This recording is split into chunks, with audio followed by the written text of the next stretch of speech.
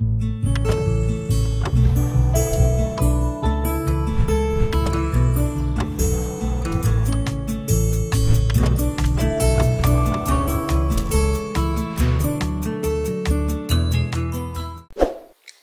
lupa subscribe dan nyalakan notifikasinya agar tidak ketinggalan video terbaru dari Dr. Priska. Assalamualaikum warahmatullahi wabarakatuh. Saya Dr. Priska, sharing, caring, and warning.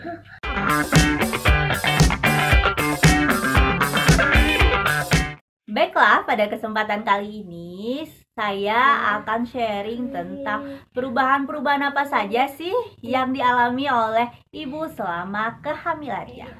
Pada dasarnya, selama kehamilan banyak sekali perubahan yang terjadi pada tubuh ibu hamil.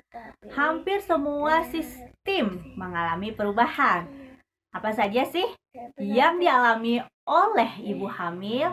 Apakah ini normal atau tidak? Baiklah, kita akan bahas pada video kali ini. Jadi, pada kehamilan itu terjadi perubahan-perubahan yang sebenarnya normal terjadi. Apa saja itu? Kita lihat dari satu, sistem kardiovaskular. Sistem kardiovaskular adalah sistem jantung dan pembuluh darah. Apa yang terjadi pada sistem ini? Yang pertama, terjadi peningkatan cardio output. Apa itu cardio output? Cardio output adalah jumlah darah yang dipompakan oleh jantung setiap menitnya. Sejak kehamilan 8 minggu, ternyata sudah terjadi peningkatan 20% cardio output. Yang kedua, vasodilatasi perifer. Yaitu, apa itu vasodilatasi perifer? Yaitu pelebaran dari pembuluh darah perifer atau di ujung-ujung.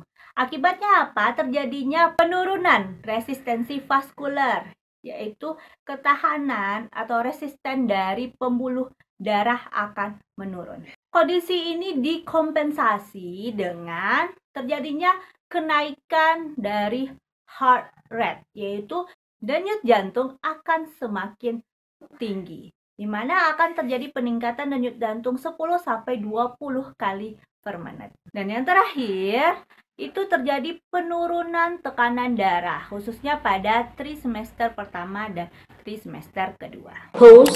Jadi, singkatnya, pada sistem kardiovaskular terjadi peningkatan darah yang dipompakan dari jantung, kemudian terjadi peningkatan dari denyut jantung, dan terjadi penurunan dari tekanan darah.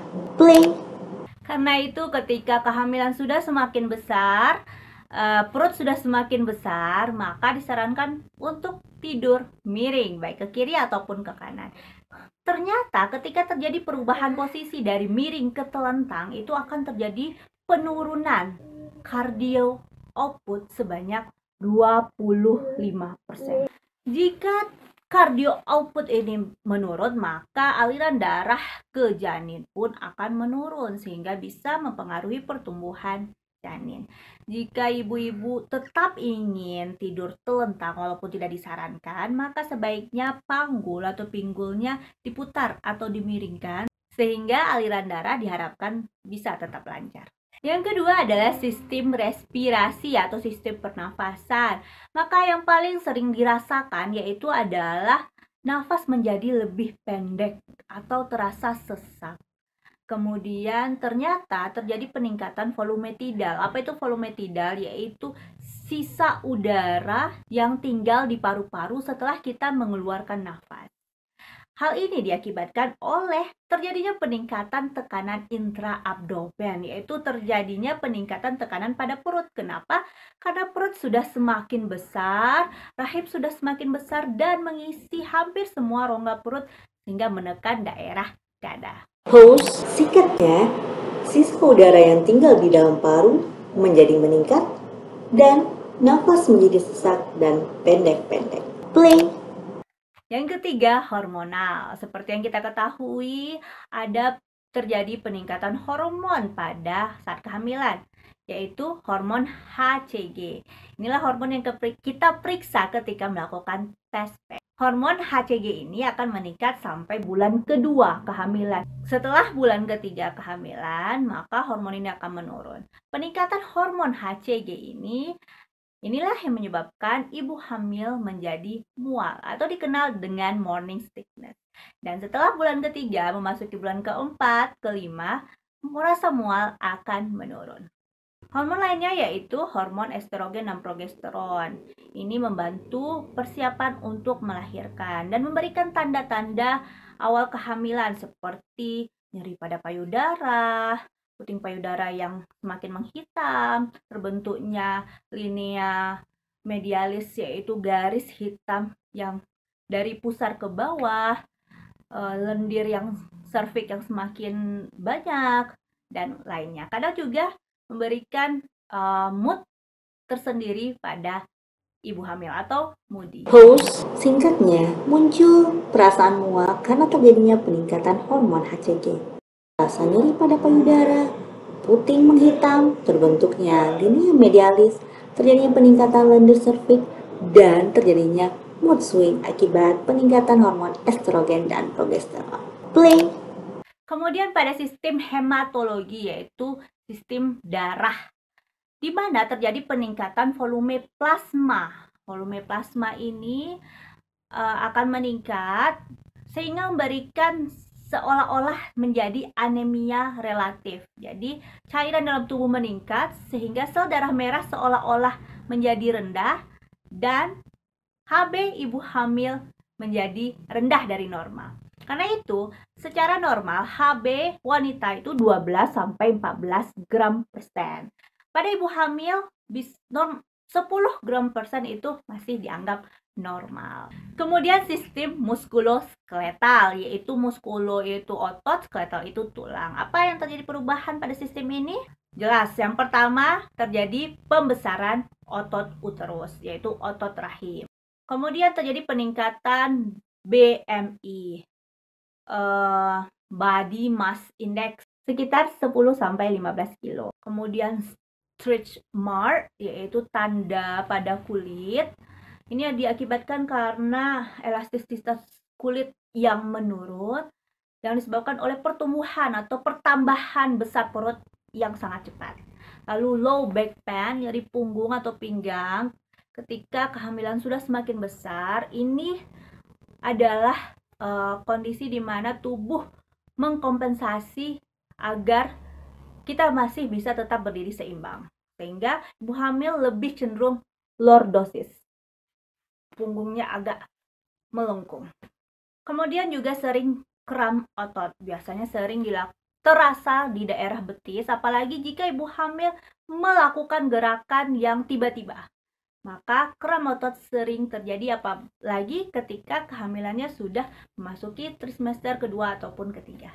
Host, singkatnya, terjadi pembesaran otot rahim, peningkatan body mass index, munculnya stretch mark, nyeri pinggang atau low back pain, lordosis, serta kram otot. Play. Kemudian pada sistem dermatologi atau sistem pada kulit akan terjadi hiperpigmentasi seperti daerah puting, kemudian di garis linea medialis, kemudian pada beberapa ibu hamil akan mengalami chloasma gravidarum, yaitu flek hitam di daerah pipinya, dan biasanya akan hilang setelah melahirkan, berangsur-angsur. Kemudian juga terjadi pelebaran pembuluh darah. Hal ini bisa juga menyebabkan flushing atau memerah pada wajah ibu hamil atau terjadinya striae gravidarum. Kemudian pada sistem ginekologi, yaitu sistem reproduksi. Ini dipengaruhi oleh peningkatan hormon progesteron dan estrogen. Apa yang terjadi? Pertama, pembesaran kelenjar payudara. Yang kedua, hiperpigmentasi atau penggelapan dari areola dan puting payudara. Areola adalah daerah hitam di sekitar puting payudara. Kemudian pembesaran dan pelebaran uterus bisa sampai 10 kali lipat dari ukuran normalnya. Kemudian hipertrofi kelenjar serviks, yaitu pembesaran dari kelenjar serviks, sehingga lendir serviks yang keluar ketika hamil lebih tebal dan kadang lebih banyak dari biasanya. Pada vagina akan terjadi peningkatan asam laktat sehingga pH akan menurun. Tujuannya apa? Sebenarnya ini adalah untuk proteksi bagi kehamilan sendiri. Kemudian pada payudara, peningkatan hormon estrogen itu menyebabkan pembesaran payudara. Hormon estrogen lebih bekerja untuk penambahan lemak pada payudara sehingga payudara menjadi lebih besar. Sedangkan hormon progesteron, terjadinya peningkatan pada hormon progesteron ini lebih berfungsi untuk pembesaran lobus payudara. Ini berguna untuk persiapan menyusui anak atau produksi ASI. Kemudian sistem selanjutnya yaitu sistem urologi atau perkemihan. Perubahan apa yang terjadi pada sistem urologi ini? Yang pertama yaitu terjadinya peningkatan renal blood flow, yaitu aliran darah yang meningkat menuju ke ginjal sehingga darah yang disaring lebih banyak, sehingga hasil penyaringan darah berupa urin juga lebih banyak. Apa yang terjadi? Ibu hamil akan sering buang air kecil. Buang air kecil ini selain karena peningkatan blood flow renal, juga disebabkan oleh penekanan rahim terhadap kantong kemih. Kedua, terjadinya peningkatan ukuran ginjal. Ketiga, akibat dari efek progesteron yaitu efek relaksasi, maka terjadi dilatasi dari uretra. Pause singkatnya, ibu hamil sering buang air kecil. Play. Yang terakhir, sistem gastrointestinal, yaitu sistem pencernaan. Di sini juga akibat dari efek progesteron yang memberikan efek relaksasi, maka terjadi juga relaksasi pada eksofagus atau kerongkongan kita. Akibatnya apa? Sering terjadi reflux, yaitu kembalinya aliran balik, baik itu asam lambung ataupun makanan ke kerongkongan ataupun sampai ke mulut.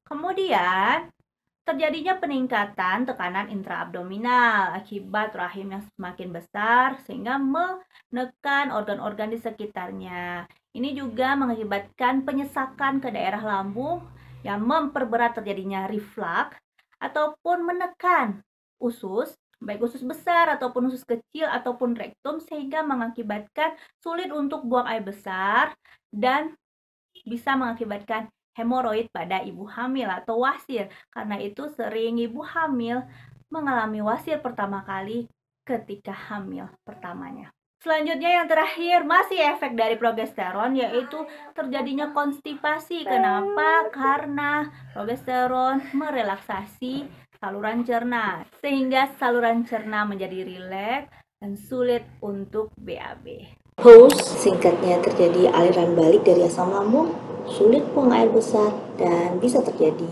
wasir. Play. Baiklah, mungkin hanya itu yang bisa saya sampaikan. Semoga tetap bermanfaat. Semoga bisa dipahami. Terakhir, saya Dr. Priska. Assalamualaikum warahmatullahi wabarakatuh. Salam sehat.